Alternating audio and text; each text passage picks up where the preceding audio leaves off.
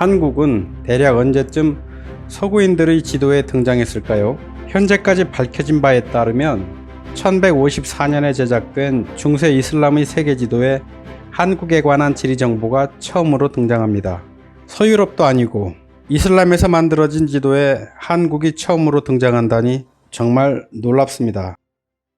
한국에 관한 지리정보는 1154년에 이슬람 지리학자 무함마드 알 이드리시에 의해 제작된 타블라 로제리아나에 처음으로 등장합니다.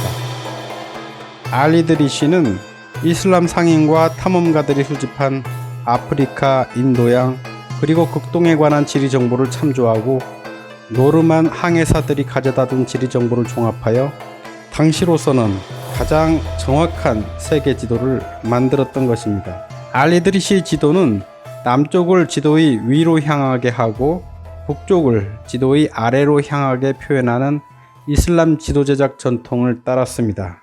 이 지도에서 한국이 표현된 곳은 지도의 왼쪽 윗부분입니다. 이 부분을 확대해서 보면 신라라고 표기된 6개의 섬이 보입니다. 그리고 아시아 대륙의 남동부에는 중국을 의미하는 신이라는 글자도 표기되어 있네요. 그렇다면 알 이드리시는 어떤 자료를 참조하여 한국을 신라로 인식하고 그의 지도에 표현했던 것일까요? 먼저 페르시아의 고위 관료이자 지리학자였던 이븐 코르다드베의 도로와 왕국에 관한 책이 알 이드리시에게 영감을 주었을 것으로 추정됩니다. 846년에 저술된 이븐 코르다드베의 책에는 당시 이슬람 세계의 주요 무역 경로뿐만 아니라 한국, 일본, 중국 등 멀리 떨어진 세계와의 교역에 관해서도 기술되어 있는데요. 저자는 이 책에서 신라에 관해 자세하게 다루고 있습니다. 또한 아랍의 역사학자이자 지리학자 그리고 여행가였던 알 마수디에 관해서도 살펴볼 필요가 있습니다. 마수디는 젊어서부터 세계 각지를 여행했다고 하는데요. 인도와 실론을 거쳐 중국으로 향했다는 기록도 있습니다.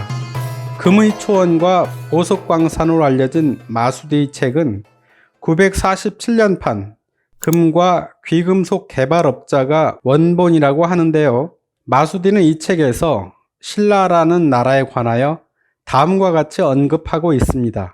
중국해 너머에 있는 신라는 잘 알려지지 않은 나라로 아랍인들이 이 나라에 정착하였는데 농토가 비옥하고 물이 맑으며 금과 광석이 많은 곳으로 소개되고 있습니다.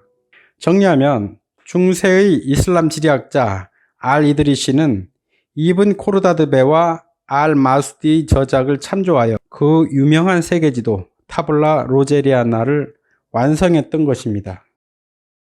두 번째 지도는 17세기 중반에 이탈리아에서 제작된 것인데요. 한반도는 섬으로 표현되어 있습니다. 이 지도를 제작한 로버트 더들리는 영국 출신의 탐험가였는데 이탈리아에서는 지도 제작자로 활약했다고 합니다. 더들리가 만든 지도들은 1646년과 47년에 출간된 세계 최초의 해양 아틀라스인 바다의 비밀에 수록되어 있습니다. 이 아틀라스에 수록된 지도는 최초로 메르카토르 도법이 적용되었고요. 해도의 특성상 주로 해안선 위주로 표현되었던 반면 내륙은 상세히 표현되지 않았습니다. 이 지도에서 한국의 동해 명칭은 한국해로 표현되어 있네요. 그 후 한국은 하멜 표류기를 통해 외부 세계에 본격적으로 알려지게 됩니다. 하멜 표류기에 수록된 지도를 보면 한국을 포함한 동아시아 국가들은 대부분 소략하게 표현되어 있습니다. 비슷한 시기에 프랑스에서 제작된 지도를 보면 한반도는 형태와 국가 명칭만 명확하게 표현되었을 뿐 거의 제대로 알려지지 않은 것처럼 보입니다.